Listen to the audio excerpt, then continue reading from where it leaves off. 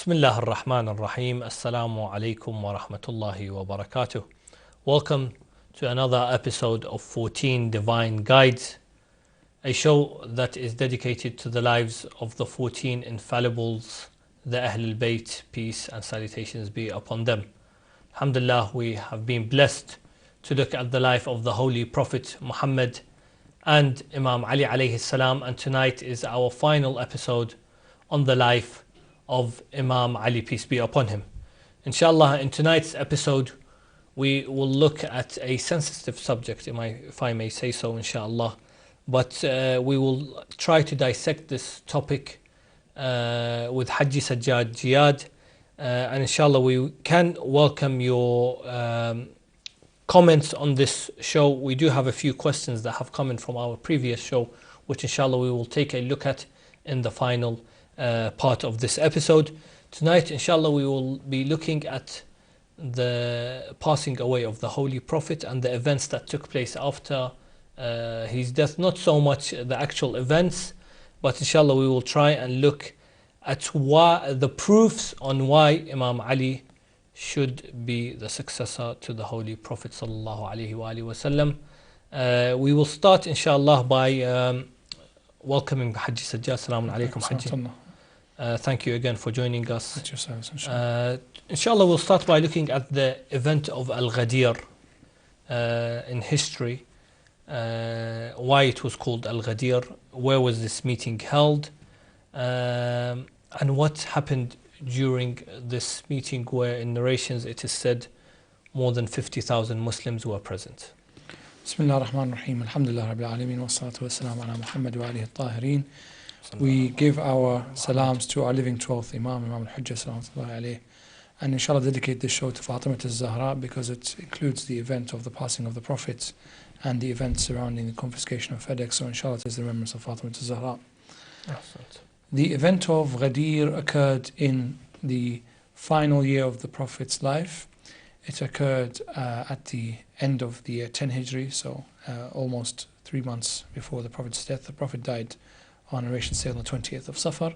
The event of Ghadir occurred on the 18th of Dhul Hijjah, so it was almost 2 months and some days, over 2 months and some days between the death of the Prophet and this incident.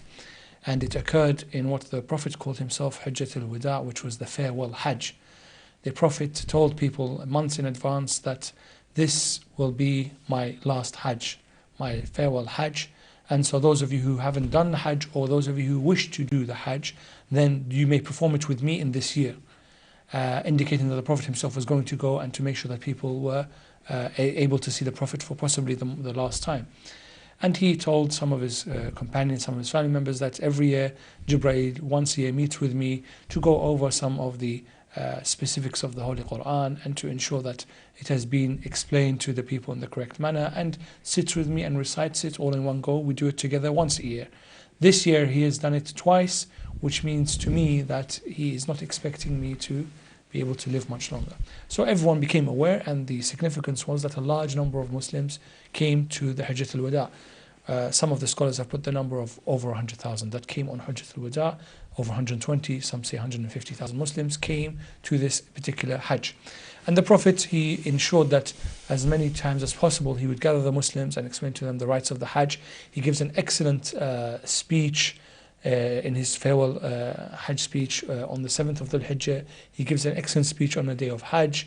And the Muslims are doing their amal, and they've prepared to now return back to their homes.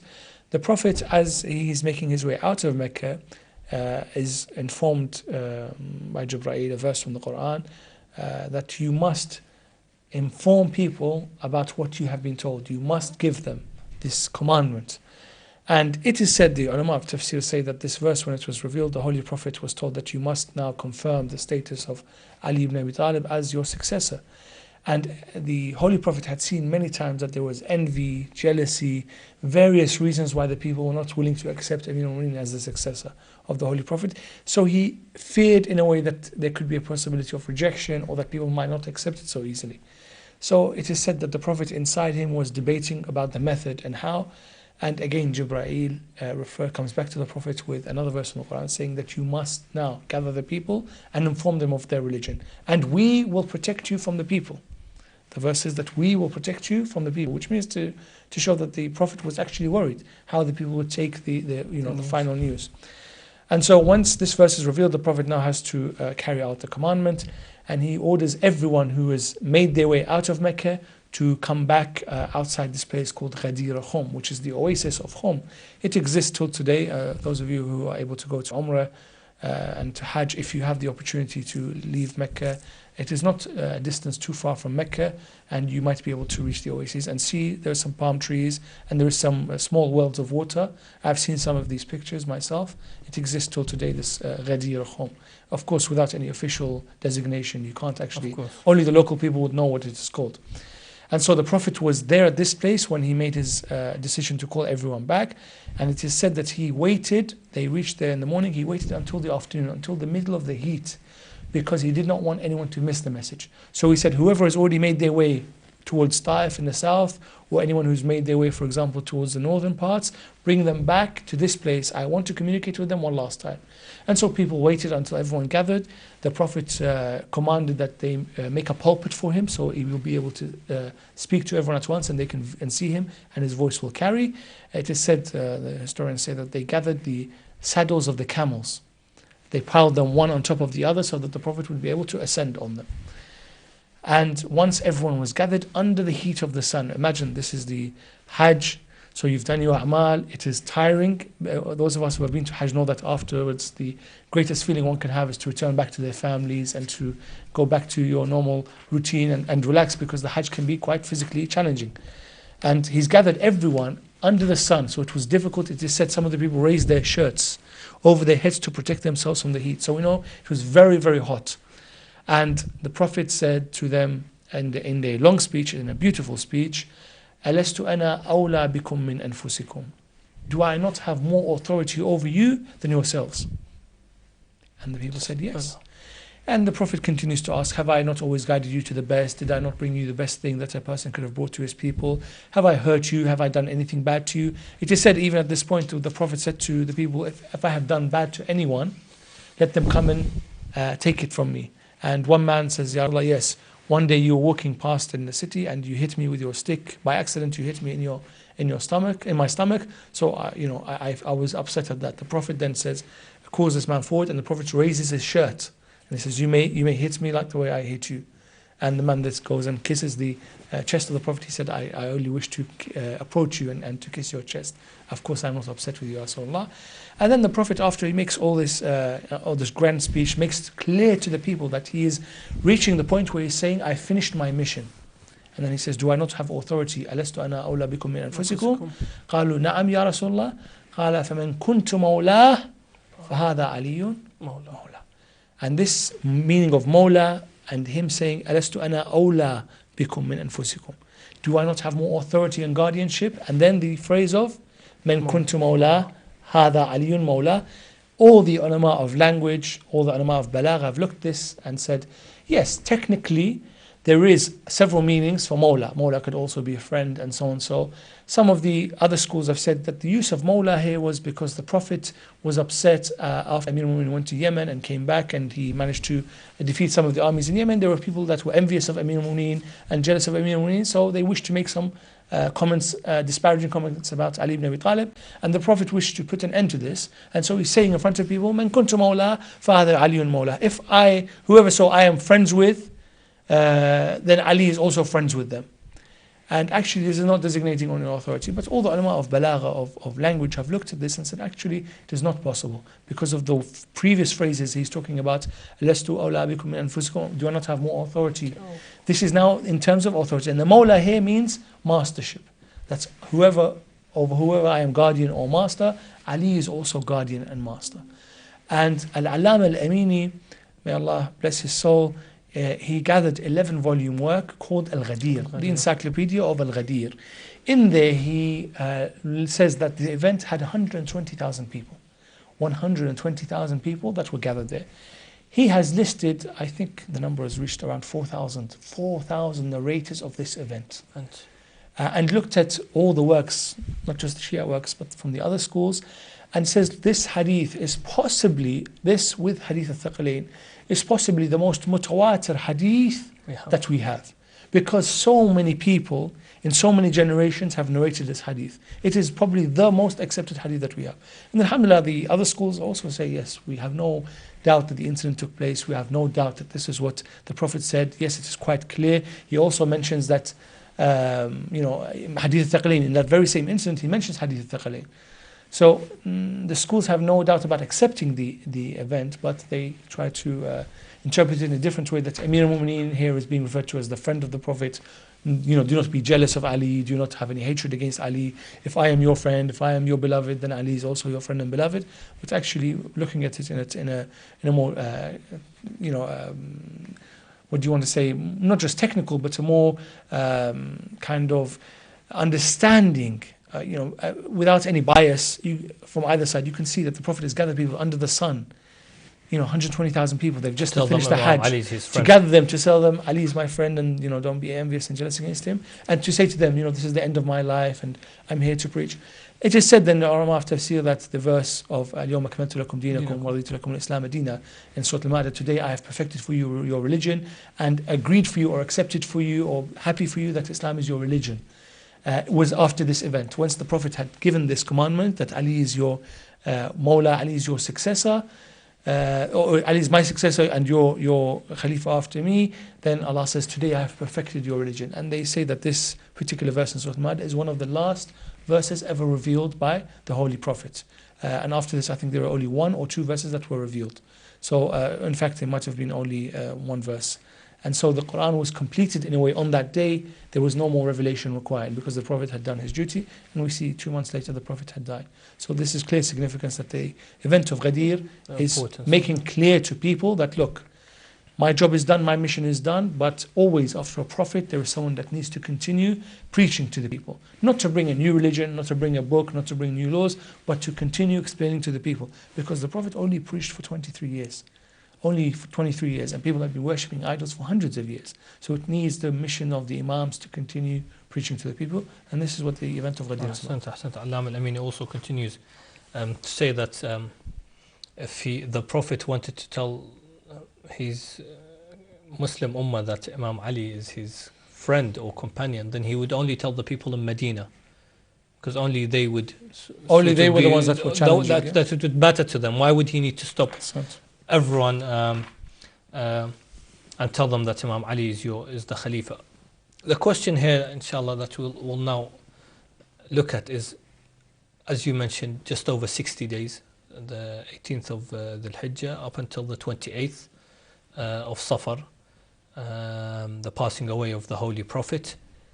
Just over 60 days later, the Prophet passes away. We have the incident just before the Prophet passing away, of the pen and paper. I think was quite important to look at, and then we'll look at Saqifa. The event of the pen and paper is narrated in both the Shia and the Sunni school of thought.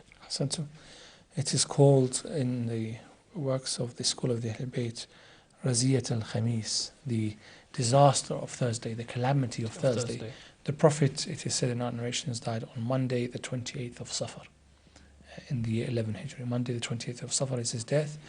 So 3 days before his death, the Thursday before the Prophet died, he gathered, or he was in his house and there were companions gathered around him, and therein began some kind of discussion about the affairs of the Ummah, particularly regarding the Prophet's commandment that you will join the army of Osama. He wished for everyone to leave Osama bin Zayd al-Harith. He wanted everyone to leave Medina and join the army of Osama, except for Amir al-Mu'mineen. Clearly you can see someone planning for the succession. He wanted everyone to be out on their mission so that nobody could try to deny the right of Amir al-Mu'mineen. And he says, I curse the one who stays out of the army of Osama. I want everyone to join the army of Osama. And therein began a discussion about the succession and the affairs that the Prophet was putting, the emotions that he was putting in place. And the Prophet noticed that there was debates among his companions. For the first time, people were actually challenging him and saying, no, we don't agree and we disagree. And the Prophet became very much agitated that people were actually changing his decision about joining the army of Osama. Osama is very young, he was 18 years old, the narration says at the time. And he noticed that actually the audacity of some of the companions to say to Rasulullah, well, we have a different opinion from you. So he said, look, I'm going to put this matter to end, that the succession and exactly what I want, I don't want any confusion. And the Prophet at the time, it was said to be, he was in fever. So he was ill, and he was towards the final stages of his life, but he was able to communicate, he was able to pray, he was able to lead the people in prayer with the assistance of Amir al-Mu'mineen and Al-Fadl ibn al-Abbas, so his cousin, the son of Al-Abbas and Abdul Muttalib. It is said that they would walk the Prophet towards the mihrab. And one day one of the companions, first Khalifa, wanted to pray in the Prophet's place. The Prophet heard about it and he went out and prayed to make sure that this was not a sign that I have given anyone else leadership over the Ummah. He forced himself up and said, I will pray Jama'ah and dismiss anyone who takes my place while I am still alive. And so he said, enough of this discussion, bring me dawat wa qalam, bring me something that I can write on, and bring me some kind of ink and paper so that I may write to people the message that I want to give. And what I write, if you read it and you understand it, no two Muslims will disagree until Day of Judgment, because I'll write for you something that is very, very clear commandments.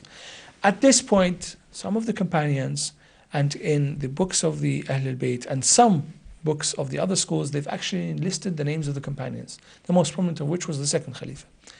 He says, Inna rajul layahjur. The man is hallucinating, the man is delirious, saying this about the Holy Prophet. And you know, this is a contradiction of the verse of the Holy Quran. إِنَّمَا هُوَ وَحْيٌ يُوحَى. It is only wahy that the Prophet gives. It is not his own kind of opinions, and he doesn't make mistakes. He doesn't accent. And here the second Khalifa is saying he is delirious. He is hallucinating. He is saying things that he is not unaware of. And therein began an argument where some of the companions were saying, how can you say this about Rasulullah? Let's sit down and write. Ibn Abbas, who is the narrator that is common to both the school of the Ahlulbayt and the other schools, who is accepted as an honest narrator in both schools, says that I was yearning just for them to settle down so that I could give the pen and paper to the Prophet so that he would be able to write down, but they continue to make commotion. Some of the ulama of our school have analyzed what the motive of the second Khalifa was. Why did he say the man is delirious, and why did he prevent the Prophet from writing down? Obviously, the analysis is that he understood the Prophet was going to make very clear that the successorship is for Ali ibn Abi Talib and for the other Muslims to join the army of Osama, and to make it very clear what steps he wanted. And so he wanted to prevent that from happening. Some of the ulama from the other schools have said actually the second Khalifa was afraid that what the Prophet wrote might become something that was part of the Quran, and people would mistake the Sunnah or the Hadith of the Prophet or the writings of the Prophet with the actual verses of the Quran. And he did not want people to misunderstand. He wanted to say that the Prophet is very ill. Maybe it is not the appropriate time for him to be writing things, and then we'll be able to, put it together in some confusion. This is an analysis from some of the other schools. And Ibn Abbas says the Prophet became angry because they began to raise their voices and shout in the house of the Prophet. You imagine this is, you're in the presence of the greatest of mankind. The Quran says, do not enter the house of the Prophet without permission. And when you enter, do not raise your voices. This is a verse in the Holy Quran. Do not raise your voice in the house of the Prophet. And here we have another contradiction of the Quran. Some of the companions have raised their voices. And so the Prophet becomes actually quite angry with them, and he orders them all out. And he says, you will not give me a chance, so then you will leave my house. And Ibn Abbas says this was a calamity. I wish that the Prophet had written what was best for the Ummah on that day. And so many historians have looked at it and said it is a calamity that the Prophet wanted to tell Muslims something, but he was not able to. So the Prophet here is trying to say something, but he's not able to. And this is the event of the calamity of Thursday. Ahsant Haji. We'll just, inshallah, start by looking at the event of Saqifa. Inshallah, we'll continue because we've just got around 5 minutes before the first break. It is important to mention that after the events of Saqifa, that the likes of Imam Ali alayhi salam, Ammar ibn Yasir, Abu Dhar al-Ghifari, Salman al-Muhammadi, Salman al-Farisi, were those that did not give their allegiance to the first Khalifa. Inshallah, we'll go into more details about this. But just in a few minutes before the break, the event of Saqifa, if we can in a few minutes summarize what happened at that event and when did this event happen. Insha'Allah, we also look at the death of the Holy Prophet, peace be upon him, because the event of Saqifa occurred on the same day as the Prophet's death. So the Prophet, we are aware, died on Monday the 28th of Safar, and the companions were ordered to join the army of Usama from the days before the Prophet, so from that Thursday. Even before that, they had been ordered to leave Medina. And the Prophet, as his condition deteriorated, the companions, the most prominent of them, the first three Khulafa, would come back from the army of Osama to make sure they were in Medina at that time. And the Prophet would come out every time and say, "Why are you still here? I want you out. I want you to join that army." And there was a lot of information being sent to and back. Is the Prophet still alive? Yes, he is. Okay, don't go too far, and so on. People were communicating to each other because the situation was dynamic. It was changing on a daily basis. And the Holy Prophet, at the end of his life, said, "Call for me, my brother." And this narration is in the other schools. It is said that the Prophet's wife Aisha says, "I called for my father Abu Bakr." And when the Prophet saw him, he said, "No, not him." And so his other wife, the daughter of the second Khalifa, says, "I went and called my father." And he looked at him and he said, "No, not him." So we said, "Who?" And Salama says, "He's calling for Ali ibn Abi Talib." Or we know who his brother is, Ali ibn Abi Talib. And so when he came, he ordered everyone away. And Amir al-Mu'minin then begins to narrate. He said, "Then I came beside the Prophet and he said, 'Come close to me, I wish to say some things to you.' He spoke in my ear. He opened 1,000 doors of knowledge to me when he spoke. And every one of those doors have opened 1,000 more doors of knowledge. So 1,000,000 pieces or 1,000,000 doors of knowledge were opened to me by the sayings of the Prophet in my ear." And Amir al-Mu'minin says, "Then I took the Prophet's head and put him in my lap."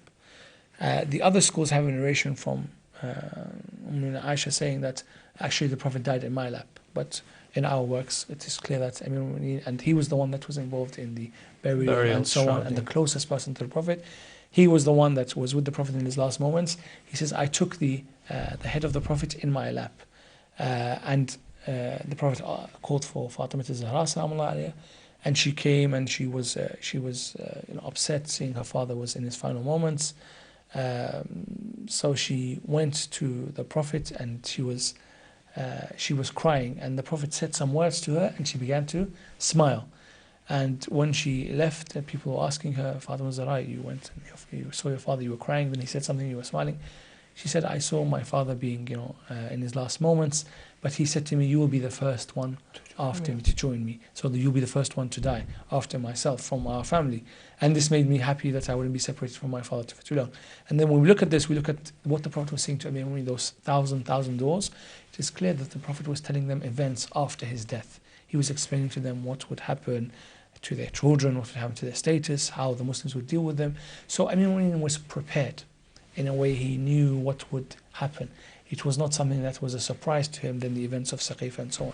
Amir says that the Prophet was in my head, in my lap, his head was in my lap, and he breathed his last breath while he was in my lap. And I heard and I saw that his last breath while he was dying was with me. A narration says that the Prophet was asked by Malik al-Maut. He was given the option of, "We can restore you to health and you will be able to live longer in this life, or you can accept that this will be your death." And he said, "No, I will not postpone meeting my Lord.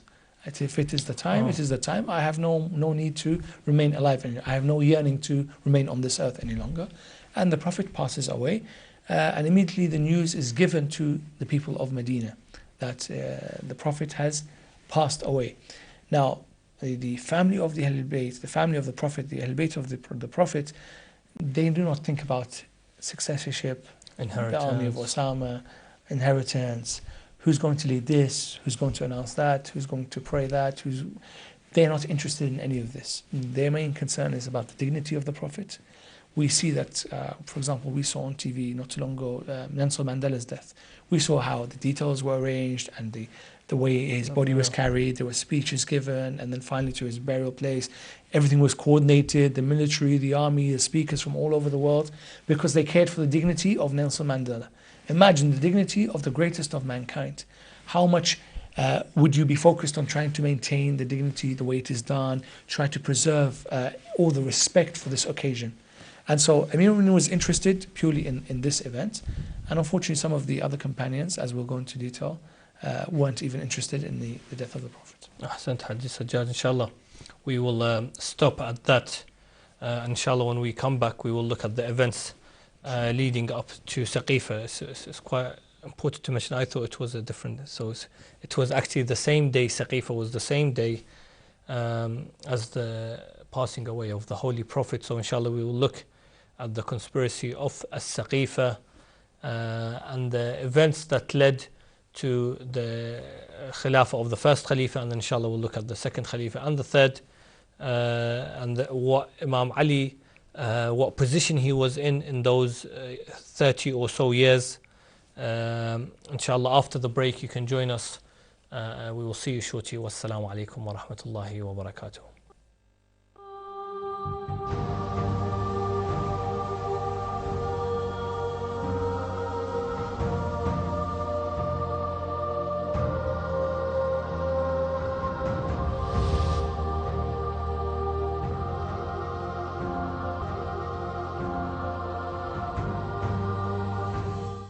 Assalamu alaikum wa rahmatullahi wa barakatuh. Welcome back to 14 Divine Guides, the show that is dedicated to the lives of the 14 infallibles. Inshallah, if you just joined us, we are in our final episode on the life of Imam Ali alayhi salam. This is the second part. We are of course joined by Haji Sajjad Ziyad. Just before the break we looked at the demise of the Holy Prophet. Ghadir Khum, of course, it was all in the space of just over 2 months.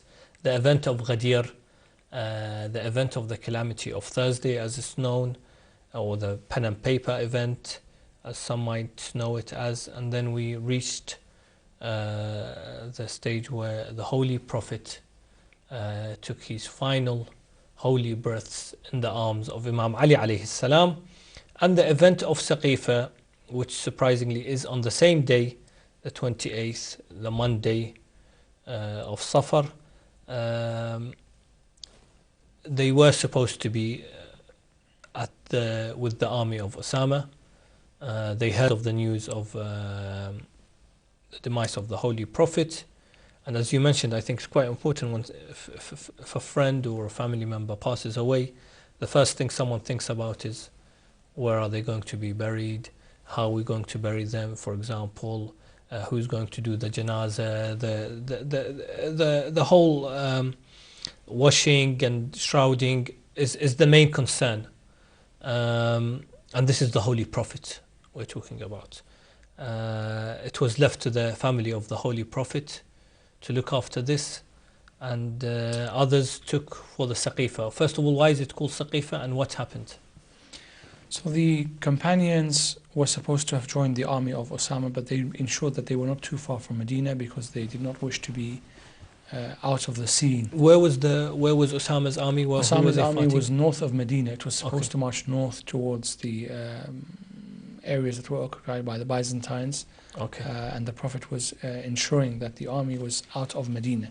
So they were marching north in the desert north of Medina. And some of the wives of the Prophet were sending messages to their fathers and communicating about the status of the Holy Prophet. And each time, as we said, the Prophet deteriorated, they would come back and the Prophet would get upset and say, didn't I command you to go to the army of Osama? And again, these are narrations that are available in the works of the other Muslims, not just the school of Ahlulbayt. And upon hearing the news that the Prophet had died, the second Khalifa managed to get himself back into Medina as quick as he could, while the rest of the companions, some of them were in the army of Osama, some had not joined the army of Osama, but were close to Medina, but not in Medina itself. And the second Khalifa managed to get himself into Medina. It is said that he was with Khalid ibn Walid and Abu Ubaid al-Jarrah and Salim, who was the servant of Abu Hudayfa al-Yamman. And they went to confirm the news. They were informed that yes, the Prophet has passed away and he is being taken care of by the Prophet's family. This was on Monday in the earlier part of the day. And the second Khalifa asks for where is the first Khalifa, where is he, can anyone find out? And he is told that he's coming back towards Medina, but he's not yet in Medina. And so this is a tricky situation, because at any moment in time, Amir al-Mu'mineen could come out and announce the news in a kind of formal way and begin to accept people's condolences. He might, even announce that he is now the successor of the Prophet at any moment in time. This is the thinking of the second Caliph, of course. Everyone is not interested in any of this. He's more concerned, as we said, about the state of the Prophet, and making sure that he's treated with utmost respect.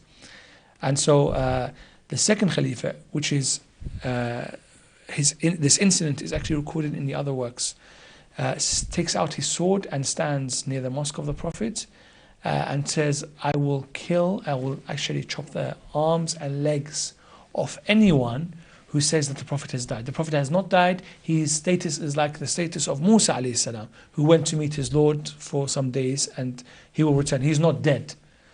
And of course, when we look at this, first of all, it's a contradiction to what the Quran says, because the Quran says that the Prophet, is a man like you. أَفَإِنْ مَاتَ أَوْ قُتِلْ انقلبتم على أعقابكم. If he dies or is killed, referring to the Battle of Uhud, of course. If he's a man like you, so that means that he has body parts, he lives, he eats, he will die one day. No one survives death. And so if the Prophet dies or is killed, will you turn back on your religion? And here the second Khalifa is saying, actually, the Prophet is not dead. And if someone says he's dead, I'll chop his hands and arms off. Well, clearly the Quran says the Prophet is going to die. Second of all, why would you chop someone's hands and arms off and legs if they say that? They're not doing anything haram. They're not doing anything that is, forbidden. They're only saying what is natural. And the Prophet was in his final days, and the news is correct. So if someone came out and said it, and you chopped his hands and arms off, like Pharaoh used to say to the magicians that followed Musa, I will chop your arms and legs off. Yeah? He says, now I will do this, then what is your status if you do this to the Muslims? Then this is a very particular question we need to ask. What is the motive of the second Khalifa?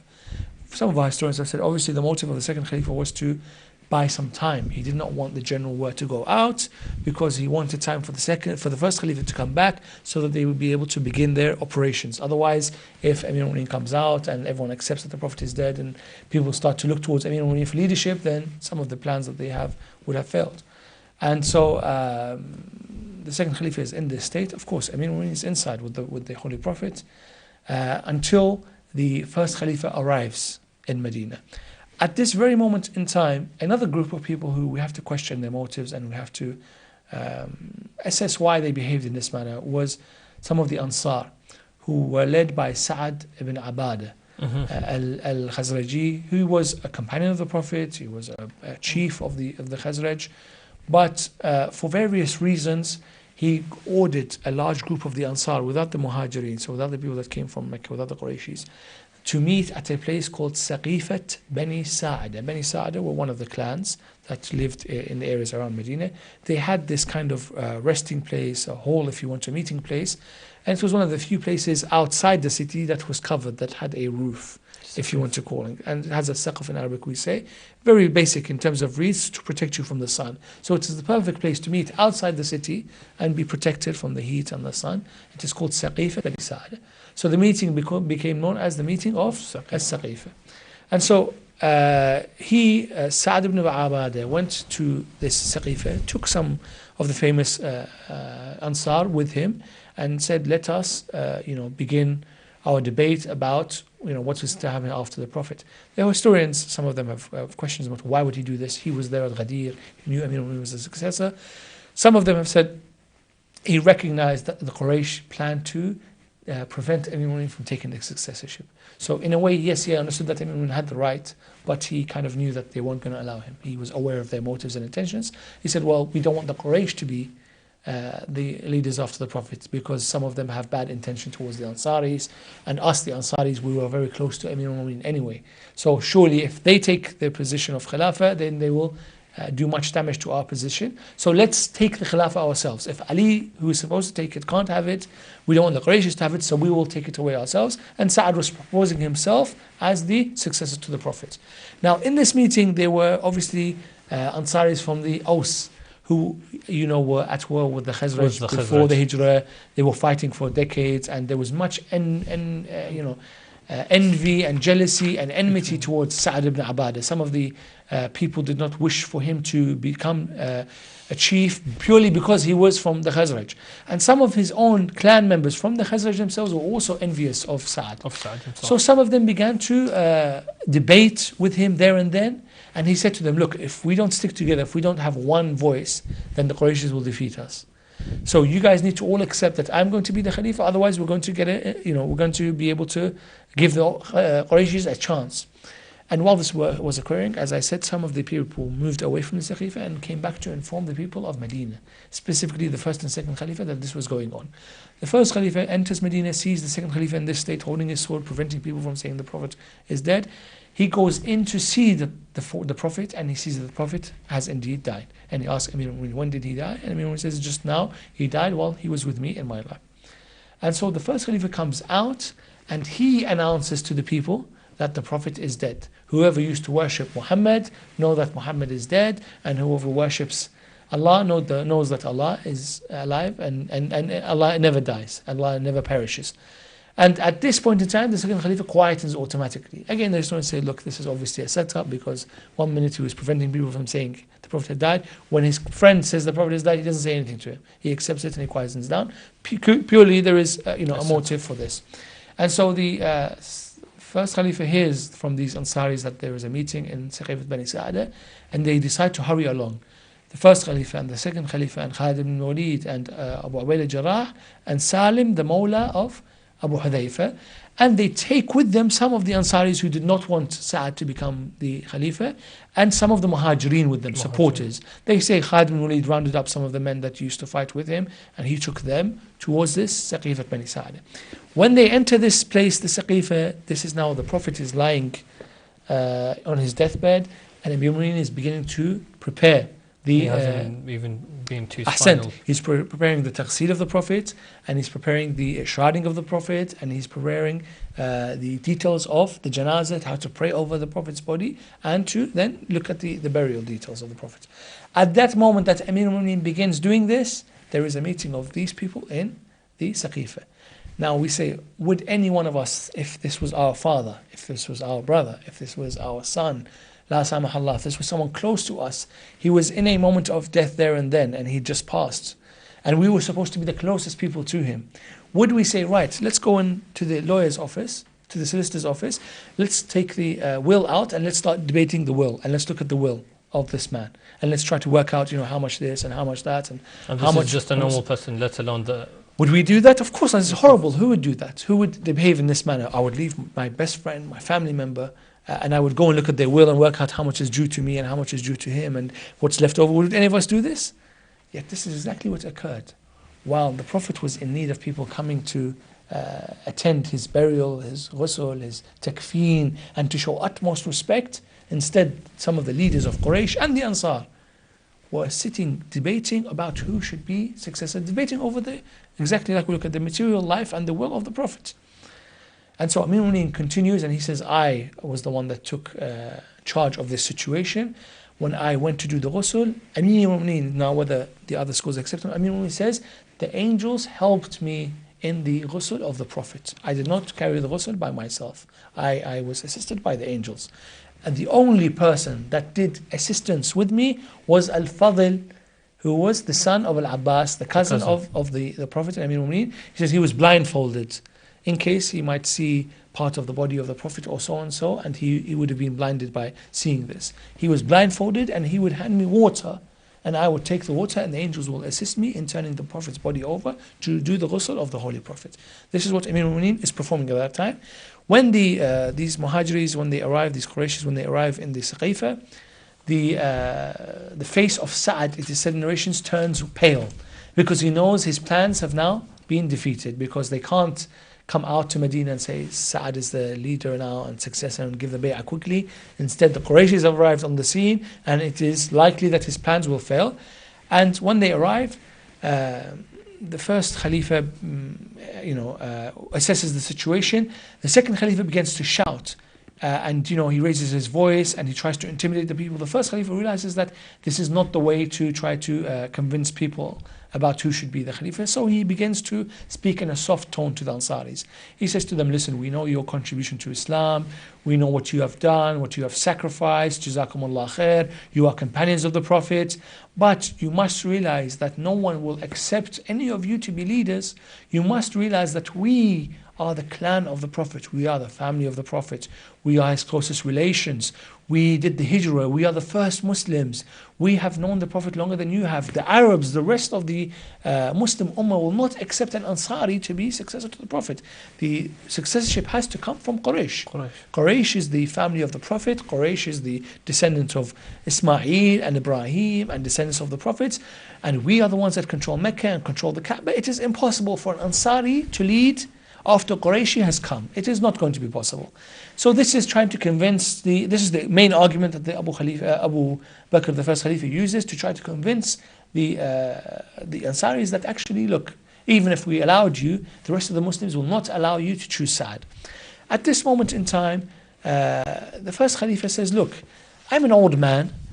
I really am not going to suggest anyone apart from these two. And he points to the second Khalifa and Abu Ubaidah. He says, look, if you're going to choose anyone, choose these two. They're Qurayshis, they're still healthy, they're still capable. Why don't you choose from these two? Some of our historians have said, obviously, this is a move to try to take away from the fact that he's trying to seek the Khilafah for himself. Rather, he is saying, look, I'm only doing the best for the Ummah. And on hearing this, the second Khalifa and Abu Ubaidah say, no, not at all. Of course, we would not look someone beyond who the Prophet himself had chosen. And the historians have said, when did the Prophet choose the first Khalifa? There is no incident that shows that the Prophet said, my successor is the first Khalifa. And there is no such thing in even the non-Shi'i works. Instead, they rely upon the fact that there was this kind of consultation and it was democratic and the first Khalifa was voted in. There is no belief in the other schools that the Prophet had a successor. They believe that the Prophet died without successor, without leaving anyone who was the Khalifa. And so the Muslims chose, there was a democratic vote, if you will, there was a general agreement on the first Khalifa, Abu Bakr, rather than, the Prophet had chosen one. So here is again a contradiction. We say, hold on a minute. How is the second Khalifa saying that actually the first Khalifa was chosen by the Prophet? The Holy Prophet. And so the first Khalifa, in a way, kind of, agrees with them and says, yes, if that's your wishes, if you think that I'm better than you, then I will accept. And the second Khalifa begins to hit some of the people, saying, go, give the bay'ah to the first Khalifa right away, don't wait. And immediately Khalid ibn Walid and his companion, his group, his gang, then rush to the first Khalifa and kiss his hand and give the pledge of allegiance. And the Ansaris who were envious of Sa'ad, who did not want Sa'ad to become Khalifa, rush also to the first Khalifa. And they accept him as the successor to the Prophet, and they give the bay'ah as well. So now Sa'ad is seen as going against the majority. And it is said the second Khalifa begins to charge at him and hit him, and the man was an infirm. He was disabled towards the end of his life. He had to be carried and he could not even speak very loudly. He was towards the end of his life. And so he even was being hit by the second Khalifa and his group, because they wanted to tell him, why don't you give bay'ah to the first Khalifa? And so they drag him out because he was actually being hit. He was being assaulted. They drag out Sa'ad ibn Ubadah. And the second Khalifa is ensured everyone in that place in Saqifa has given the bay'ah to the first Khalifa. Then after this incident, which lasted for a few hours, it wasn't something that took place very quickly. It was now the end of the Monday. So at the night time, Amir al-Mu'minin by this time has done the ghusl of the Prophet, done the takfeen of the Prophet. He's come out and announced to people who were interested, now I'm going to lead the prayer of the Prophet. And he's already done the janazah, and the Muslims that were in Medina, they came and prayed over the Prophet. And now it is the evening time, the night time, and this group has come back from the Saqifa. They were congratulating each other. They were happy that a Qurayshi, and joyful that a Qurayshi had become successor to the Prophet, when it is the saddest day that the Prophet has passed away. History, yes. These were congratulating each other, bakhin, congratulations. As if they had forgotten what had happened to the Prophet just a few hours ago. And they entered Medina, they had missed the janazah of the Prophet. An event so important, which Muslim would not want to be there? But this group, who were supposed to be the Qurayshis, the senior companions, some of them were going to be the Khulafa, the leaders of the Muslims, they forgot to, or they missed, intentionally they missed the janazah of the Prophet. And we only completed the janazah, and it is said once it was done and they prepared to bury the Prophet, he was told that, have you heard about what happened at Saqifa? He said, what? They said to him that they have chosen Abu Bakr as the Khalifa to the Prophet. And when it says, they have moved the water mill from its place. So the way the water is supposed to flow, they have changed the right course of the water. And the people have no right to choose, or this group have no right to choose a successor to the Prophet. It has already been done. So he's making very clear that he does not accept what they say. And this group comes back after seeing that actually the Prophet's already been, there's ghusl and takfir and salah. Their mood begins to change. They're upset that they missed this occasion.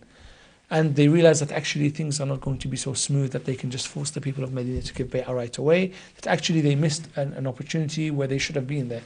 And the next day is the day when the arguments really begin to break out, where some of the companions stand up to the first Khalifa and say, actually, we don't want to give bay'ah to you.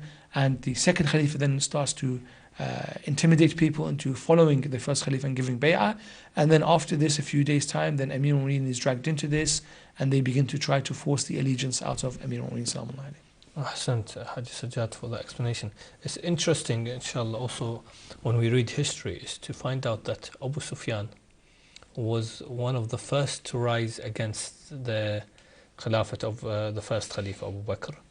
And in fact, it is narrated in both schools that he went to Imam Ali and said to him, we must rise against this, and we must not let this happen. You are the true Khalifa. What was the intentions of Abu Sufyan? Of course, not so in the best interest of Imam Ali. And why were these? And why did Imam Ali not take let's say, the advice of Abu Sufyan to rise against the first Khalifa and take the Khilafat back? There were so many people who were very surprised when they heard that the Khilafah had gone to Abu Bakr. The people that were in the army of Osama, ultimately Osama's army did not depart. They came back, all of them, to Medina when hearing the Prophet's death and whatnot. They did not carry out their mission. So they all came back. And when they came back, they found the news. They were very much surprised. And some of the senior companions also were very much surprised. Jabir ibn Abdullah Ansari was very surprised at the time. He was a young man, younger than 20 at the time, but he was very much surprised. Ibn Abbas, who was there at the time, couldn't believe what was happening because he was there at Ghadir Qawm and everywhere else. One of the people that, when he hears the commotion of the death of the Prophet, probably inside he was very much happy that the Prophet had died. But he came and said, and who is now the leader of the Muslims? And they say to him, Abu Bakr. He immediately begins to think, actually it was supposed to be Ali ibn Abi Talib, but now it is someone else. There is an opportunity here to cause discord between the Muslims. One person, I heard the Prophet in my own ears saying it should be Ali ibn Abi Talib. Someone else has been appointed. There's an opportunity here for me to use one against the other. So he rushes to Amir al-Mu'mineen and he says to him, this is a tragedy. The lowest clan, the lowest house of Quraysh, Bani Taym, which was the clan of the first Khalifa, has snatched the Khilafah from you, Bani Hashim, who were supposed to be, the leaders of Quraysh. You guys are the ones who are the most noble house. How can you accept this? Ya Ali ibn Abi Talib, if you need, I will fill this city, he says to him. I will fill this city with horses and swords. So he means with men. I will fill it with soldiers, and I will take back your right. Obviously, we know what the motive of Abu Sufyan is here. And Amir al-Mu'mineen says, we have not need of your advice. You have always sought to destroy Islam from within, and this is what your intention is here. So go away from us. You're not here to help us in any way. And it is interesting, if Abu Sufyan was really that much interested, and Amir al-Mu'mineen had refused him, he should himself have gone and brought an army and fought the first Khalifa to restore the Khilafah back. But after this incident, he does not mention anything about the first Khalifa. And in fact, the first Khalifa becomes very close to him, and he says, this is the Sheikh of Quraysh, and he points his son as the governor, Yazid ibn Abi Sufyan, and later on Muawiyah, as the governor of Syria, and the second Khalifa respects him very much.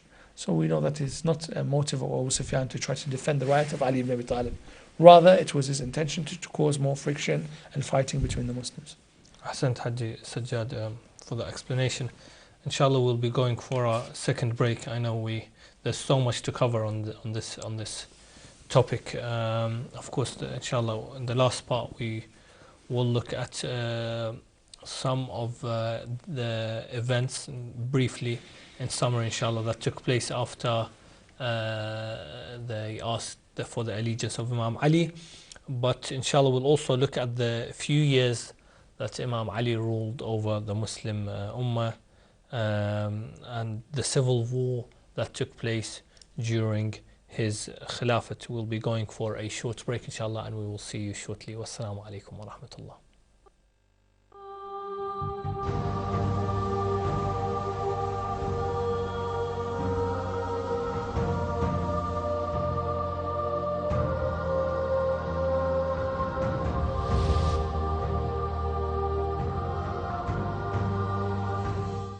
Assalamu alaikum wa rahmatullah. Welcome back to 14 Divine Guides. We are joined by Haji Sajjad in our final episode looking at the life of Imam Ali alayhi salam.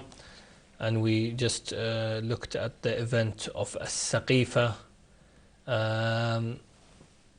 just a few days ago, or we should say 2 months before the event of Saqifa. Imam Ali at the event of Ghadir, at the place of Ghadir, was announced to the Muslims as the next Khalifa. 2 months down the line, 120,000, or let's put them half, 60,000 people, or even a quarter, 30,000 people, or even let's say 10%, 3,000 people have forgotten this. So the way you look at it, the number was, even if it was 3,000, as one of recently I heard a scholar say, for someone to get their right back, if the two argue over something, he needs 2 witnesses.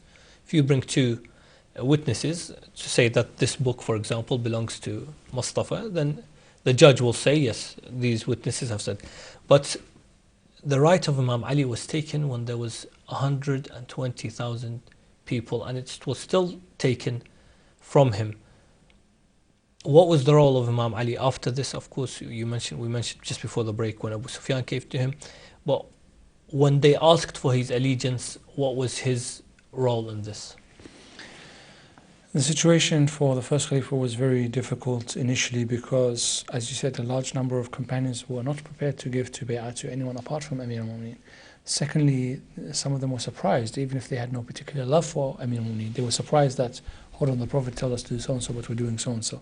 So they remained on the sidelines. And a third group needed to be convinced. So they needed to be offered something, they needed to be shown kind of why, if you follow the first Khalifa, you will get particular positions.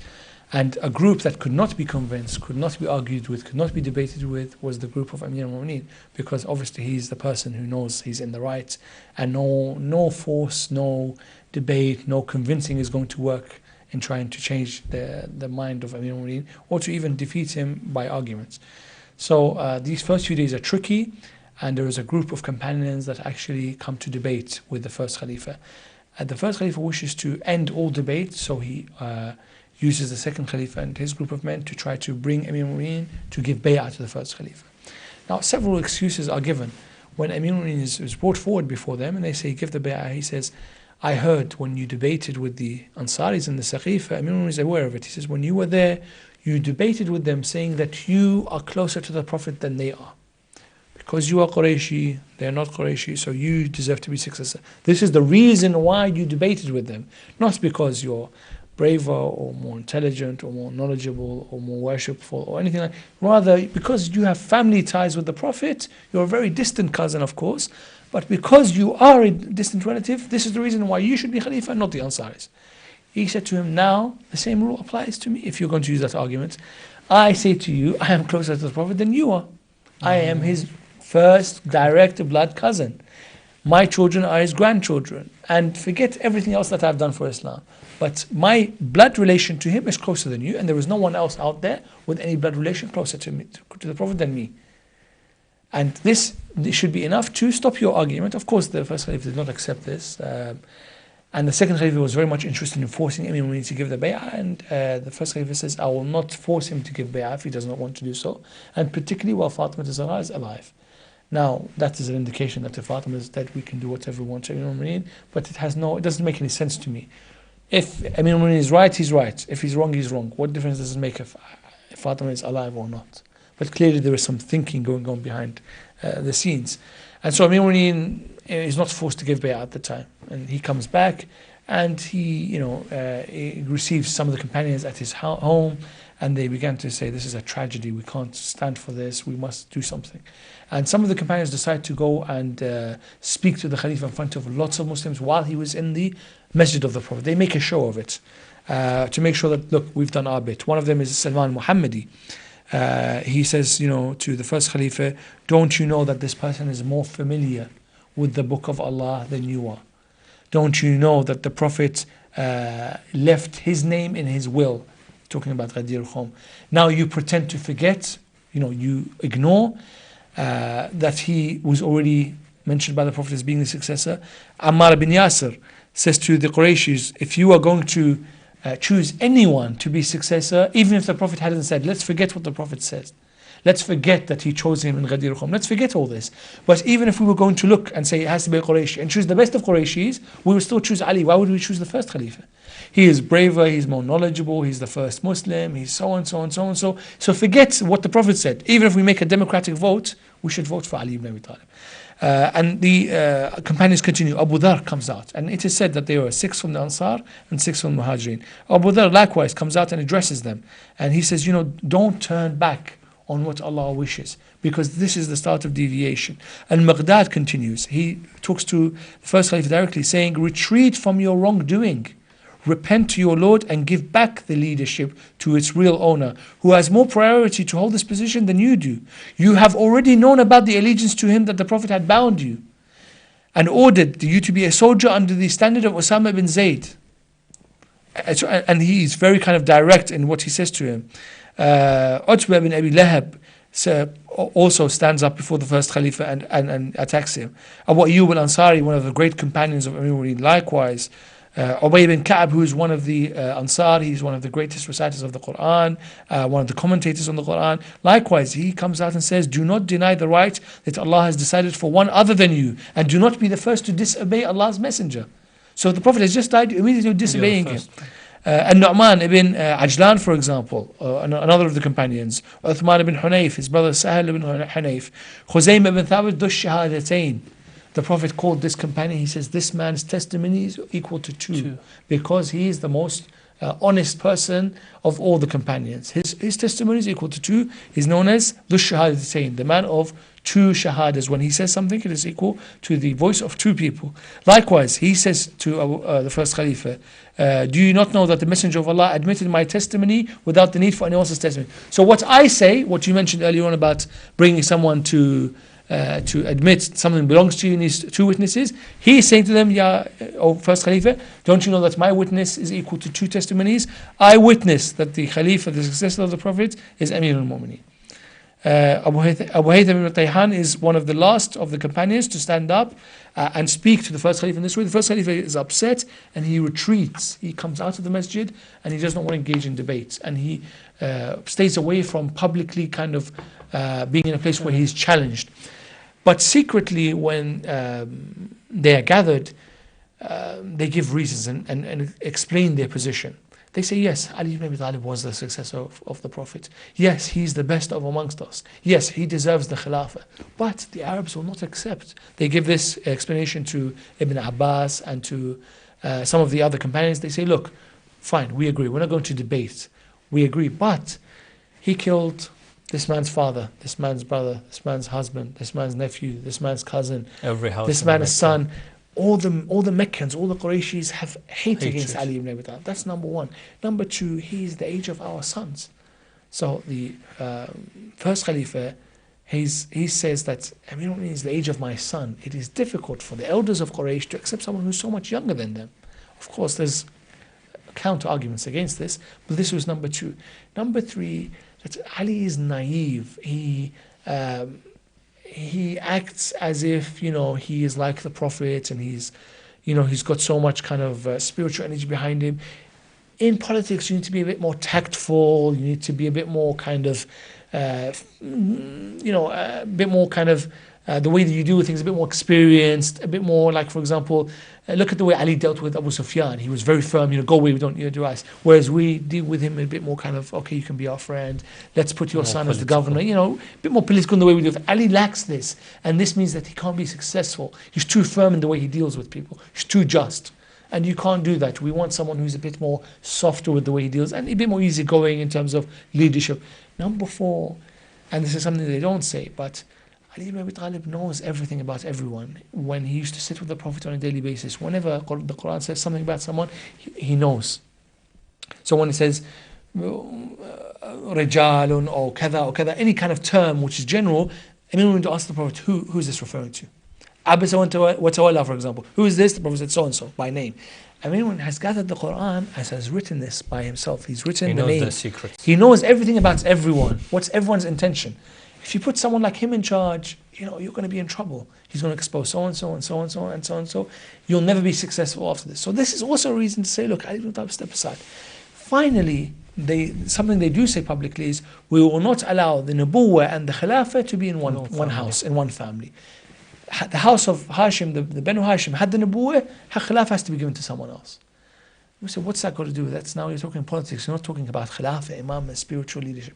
And this is the difference between the Prophet and Amir al-Mu'mineen and the rest of the companions. The companions see it as power, as authority, as leadership in terms of the world and practices. Whereas actually Amir al-Mu'mineen is not interested in this. It is Imamah, it is not Khilafah. Khilafah is a byproduct. But the Imamah is the essence. And the Imam says, look, because I am the Imam, I should be Khalifa. Because the Imam knows best for everyone.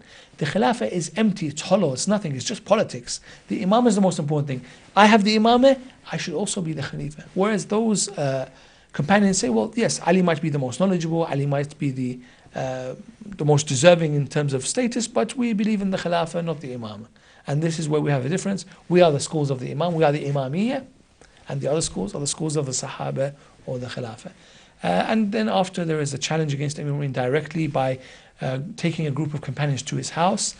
Fatima al-Zahra comes out and says, you dare to attack my house and to set my house on fire. She is obviously a defender of Amir al-Mu'mineen, and she obviously doesn't care to kind of soften her words. She says them as they are. She challenges them. And the attack is led by the second Khalifa. Fatima al-Zahra is attacked, the house is attacked, and then afterwards Amir al-Mu'mineen is carried towards the first Khalifa, again to try to extract the allegiance from him. He refuses. Fatima al-Zahra comes out and she says, I will pray against you. And then thereafter is the incident of the confiscation of Fedek and her speech against the people and telling the Ansar, look, why are you sitting and not doing anything? Why are you not coming out? Were you not there at Ghadir Khum? Did you not hear the Prophet say that he is my successor? Why suddenly have you become so quiet and so feeble? And there were many reasons. Inshallah, there's other episodes when people have discussed the speech of Fatima, and they discussed why the people did not rise up at that time. But essentially, after the death of Fatima al-Zahra, the Shahada of Fatima al-Zahra, Amir al-Mu'mineen is now in a position where it is no more debate. The first Khalifa is established in his position, and Amir al-Mu'mineen retreats to his home. Every time he is asked, well, what are you doing? He says, I will not leave my house until I prepare this Quran that I worked on. And he shows it to the first Khalifa. And of course, you imagine you pick up the Quran that Amir al-Mu'mineen has included all his notes on it, and they see, oh, this guy's name, this was my brother, this was my father. We can't put that in. Oh, this is dangerous, this was a secret. How did he know that? For example, so the verses that concern the wives of the Prophet, the two that plotted against the Prophet, the two that let out the secret of the Prophet. If Amir al-Mu'mineen has put their names in the commentary, he's put so and so and so and so. If their names are published in this Quran goes out to all the Muslims, you can imagine the trouble that this will lead to. And so they say, no, we don't have any need for your Quran. I mean, he remains at home, working at home privately, but not a public citizen anymore. He doesn't have any public duties.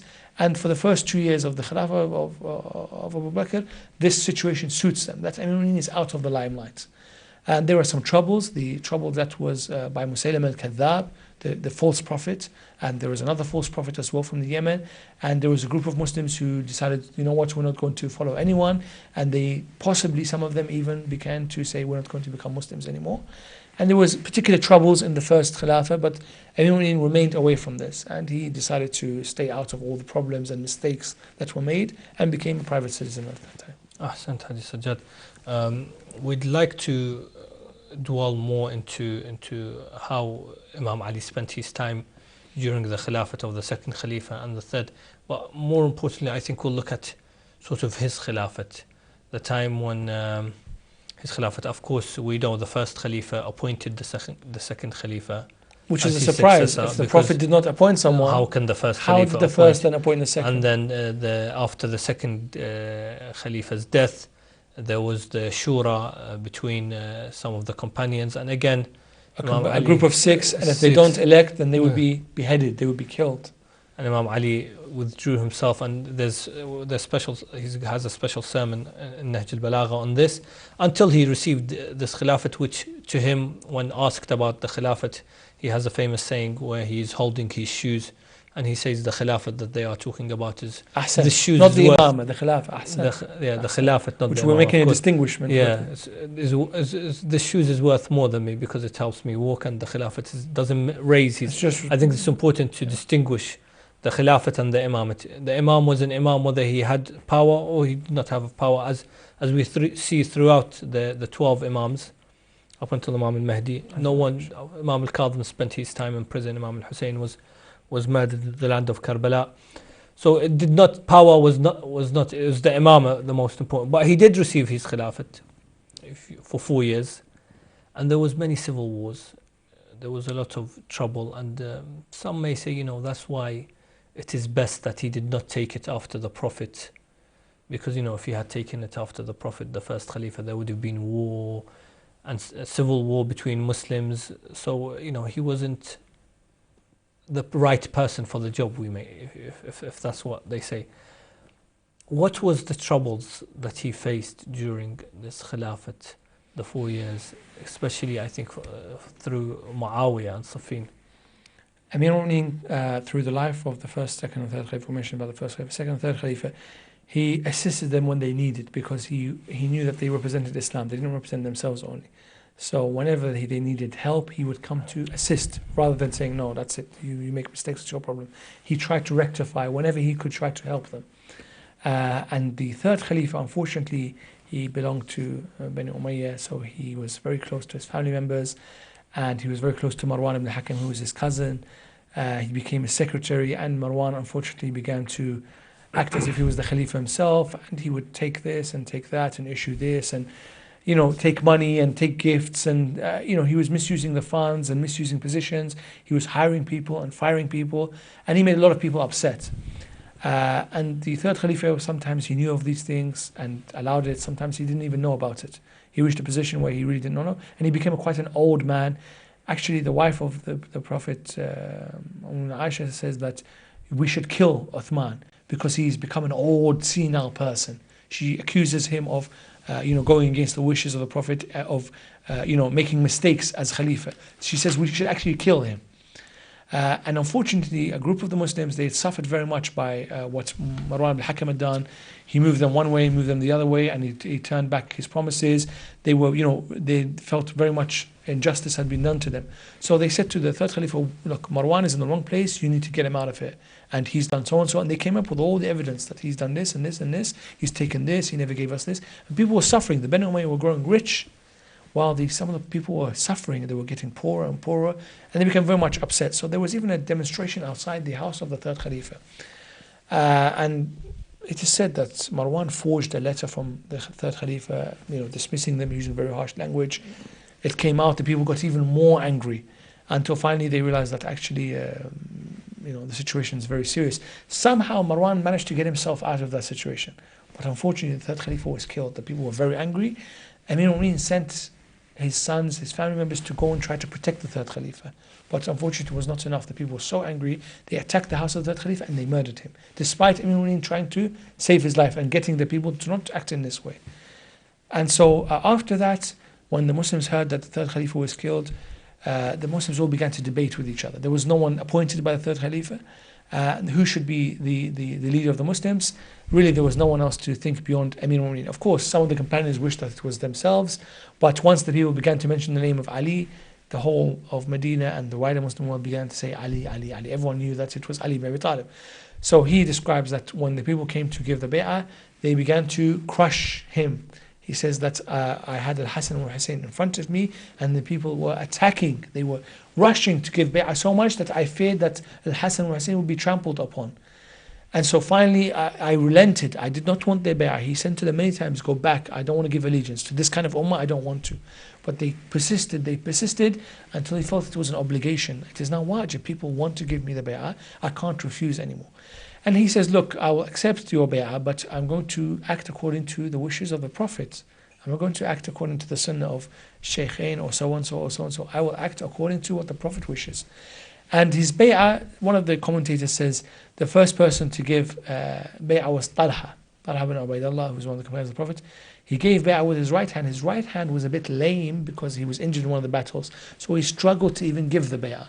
And one of the people watching this incident said, look, the bay'ah that begins in this way with a person struggling to give bay'ah, this is worrying. This is a sign that this is not going to go very well. At the beginning, immediately Amir al-Mu'mineen accepted the bay'ah from Talha, was Zubair and the wider Muslims. Only Aisha comes back and she's happy. She says, what's happened to Uthman? They say to her, she comes back from the Hajj, what has happened to Uthman? He's been killed. She's very much happy because she had a lot of hatred against Uthman. And she says, who's become leader? They say to her, Ali ibn Abi Talib. Immediately her face changes. And she says, what a disaster. Uthman has been killed. We need to find the killers of Uthman. We need to make sure that they face justice. We need to put pressure on Ali ibn Abi Talib. She changes her whole stance because she had a long time hatred against Amir al-Mu'mineen. Amir al-Mu'mineen is then pressured immediately by the people that support Muawiyah, that support the Bani Umayyah, Marwan ibn Hakam and so on. So they say to him, look, Uthman has been killed. We want his killers to be brought to justice. Amir al-Mu'mineen says, we will find the people, but this is not the time for us to go out and just gather people and start murdering people and hanging them and killing them. We need to find a method, a system. We need to investigate what was the role of Marwan ibn Hakam. What was the role of the third Khalifa?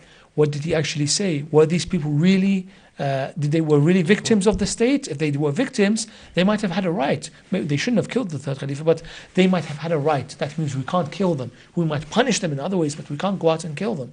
So we need to find a mechanism for investigating what has happened. This was obviously something that the supporters of Bani Umayyah did not want. Sit down and find out, uncover the papers, find out who did what, who stole what. This is too much trouble, and it would uncover their role. So they were very much saying, no, we want justice now. Just kill these people. Don't uncover the truth. Do not begin an investigation. And Amir al-Mu'mineen, the first incident that leads to, so this is ongoing, this issue dealing with the Bani Umayyah and trying to uncover the truth of what happened. And to actually say, right, the people that killed the first Khalifa, the third Khalifa, they made a mistake, but actually they did it because Marwan did so-and-so, Muawiyah did so-and-so, the Bani Umayyah did so-and-so. He's dealing with this situation at the moment. It comes to giving very much at the beginning, within a few days of the bay'ah of Amir al-Mu'mineen, it comes to the issue of giving the huquq from Bayt al-Mal. So every person who was a Muslim registered were giving a certain amount, your monthly due allowance income from Bayt al-Mal. And the Prophet used to give people equally. If you just became a Muslim or you'd been a Muslim and fighting for 10 years, 15 years, you were given the same amount. The second Khalifa, really, not the first Khalifa, the second Khalifa began a system where he said, no, if you were Badri, you were given a certain amount. So if you were the people that were at Badr, and earlier if you were one of those Muslims, you get a certain amount. If you were a person who became a Muslim after the death of the Prophet, you received a certain amount. If you were someone Qurayshi, you received a certain amount. If you were not Qurayshi, non-Arab, he began to distinguish. He said because it's unfair otherwise. In his eyes, it is unfair. Someone who'd been fighting for the Muslims for so long, it's the same as someone who just became a Muslim now, it's a bit unfair. This person suffered, he lost family members. This is his interpretation. And so, the first opportunity that came around, which was within the first few days after his bay'ah, they were giving out the allowances. Of course, Amir al-Mu'mineen made it all equal. He acted according to what the Prophet did. And the two companions, Talha and Zubair, were astounded. So they came to Amir al-Mu'mineen and said, look, there's been a mistake. Our allowance, I don't remember the amount, I think it was 4 dinar or something. our allowance has been 4 dinars, and this slave or this servant that we have that works for us is also given the same amount. Surely there's a mistake here, Amir al-Mu'mineen. He says, no, there's no mistake. This is the way the Prophet did. But hold on, we've been receiving much larger amount for years, dozens of years. You've turned it back, 30 years ago. Who remembers 30 years ago? Something's not right over here. 35 years ago, the Prophet has been there. What's going on? He says, well, this is the justice of the Prophet. I act according to the Prophet. This led to a reaction from these two right away. That clearly he's not going to favor us. He doesn't treat us any more different. And we've had 20, 30 years, 35 years of being treated differently. First Caliphate treated us differently. Second, the third, we were all kind of Qurayshis. Now he's treating us as just any old Muslim. And we can't accept this. We're losing our prestige. This, coupled with the fact of the enmity of Umm Aisha, plus the enmity of the Bani Umayyah, led to these series of events. The first of which was the Battle of Jamal. The first two, Talha and Zubair, felt that they deserved the Khilafah more than Amir al-Mu'mineen, because Amir al-Mu'mineen was acting like, very just and in a manner that's not acceptable to them. And Aisha was very much angry that Amir al-Mu'mineen took the power because she did not wish for him to become Khalifa. So this was an opportunity. So they went to the people of Basra and they managed to convince them that, look, Uthman has been murdered and we are against the Khilafah of Amir al-Mu'mineen because he does not seek the killers of Uthman and because he treats us unjustly. And they raised an army against Amir al-Mu'mineen. He very much tried to stop them from the battle. They refused. His capital was still in Medina at the time, and he came out and fought them in the Battle of Jamal, which he was victorious in, and unfortunately the two companions were killed in the battle. And everyone was very much upset and angry at this. And when he saw that woman Aisha was brought into this battle, he went to her and he said, he treated her very nicely, of course. He says to her, it is not your fault. Unfortunately, these men have tricked you and brought you out. You shouldn't be here. You are the wife of the Prophet. You should be somewhere where it is safe and respectful and dignified. You're not in the right place. So these men have tricked you. And he sends her back with full respect. He sends her back with Muhammad, who is the son of Abu Bakr, but who was raised by Amir al-Mu'mineen, her brother. He sends her back. Muawiyah at this time sees an opportunity because Amir al-Mu'mineen is now just come out of a battle. He tells all the Shamis that my cousin Uthman has been murdered, and he raises a shirt, apparently the shirt of third Khalifa with blood on it, and he says he was murdered, and Amir Ali is responsible for this murder, and we must, come out and fight Ali because he's allowing the killers of Uthman to be free. So we must do something about this. And he charges their emotions. He tells them the story of how Uthman was killed and how he was prevented even from drinking water. Very kind of tragic setting. And this second battle, called the Battle of Siffin, takes place on the border between Syria and Sham. At this moment in time, Amir al-Mu'mineen has moved his capital towards Kufa to be closer a bit more to the Muslim world, more centralized. And the battle reaches a stalemate. We know the incident of the raising of the Quran on spears. And then there's a group that is unhappy with Muawiyah, unhappy with Amir al-Mu'mineen. They are called the Khawarij. They say, look, both of them are wrong. We will attack both of them. And Amir al-Mu'mineen is forced into a third battle with them. It's called the Nahrawan. And he fights them and they're mostly defeated. But there are a few that survive and they have hatred in their hearts. And one of them is this man, Abdurrahman ibn Mujim, who is promised to be married to one of the Umayyads, and they promise him wealth and money and so on. So if he kills Amir al-Mu'mineen with a poisoned sword, and this is what leads to the martyrdom of Amir al-Mu'mineen, that his Khilafah was 4 months and 4 years and 10 months. But unfortunately, a large chunk of it was in these 3 battles. And there are some stories of Imam Amir al-Mu'mineen's Khilafah. A lot of his speeches in Najib al-Agha are of those 4 years and 10 months. Shaykh, for example, Khutbah number 3 in Najib al-Agha, Ibn Abbas says, it was a tragedy that he did not finish it because one man interrupted Amir al-Mu'mineen. It was a fantastic khutbah, the way he began to speak and how eloquent it was. And the letters that we have from Amir al-Mu'mineen's time during this time as well. So Najib al-Agha, a large part of it is based on the 4 years and 10 months in which the Imam gave public talks, public lectures, wrote out letters, and we can see these recorded in Najib al-Agha. And there are also the munajat of Amir al-Mu'mineen, the specific prayers that he has that were collected. So these are 2 things that remain from the life of Amir al-Mu'mineen. And of course we have in Najaf where Amir al-Mu'mineen is buried, his shrine, his ziyarah, and the various occasions that we should do the ziyarah of Amir al-Mu'mineen. Salamun alayhi. Ahsant, Haji Sajjad. Of course, as Haji Sajjad mentioned on the Ibn Muljim, on the 18th of Ramadan, while Imam Ali was praying in prostration in ruku' or sujood, Imam Ali was struck on the head, and 3 days later, or 2 days, on the 21st, Imam Ali was martyred. Fustu wa Rabbul Kaaba was his cry as he was hit by Abdurrahman ibn Muslim. I would like to thank Haji Sajjad for being with us for the last 3 weeks. Alhamdulillah, we have benefited so much. And I think these episodes, alhamdulillah, will be available on demand. They will be available on YouTube. You can watch them, take notes maybe. And if you do have any comments or any questions, you can forward them to us, info@ahlulbayt.tv, and we'll try and forward some of them to Haji Sajjad if there are any questions. As I mentioned in the first episode, a good book to maybe go back to is The Life of Imam Ali alayhi salam by Al-Allama Baqir Sharif Al-Qarashi, or of course Kitab Al-Irshad by Sheikh Al-Mufid. Haji Sajjad, thank you for your time. We pray for your well-being, and inshallah you are the true servants of the Ahlulbayt alayhim salam. Inshallah next week we will look at the life of Fatima al-Zahra. So we will see you next week inshallah, same time. Wassalamu alaikum wa rahmatullahi wa barakatuh.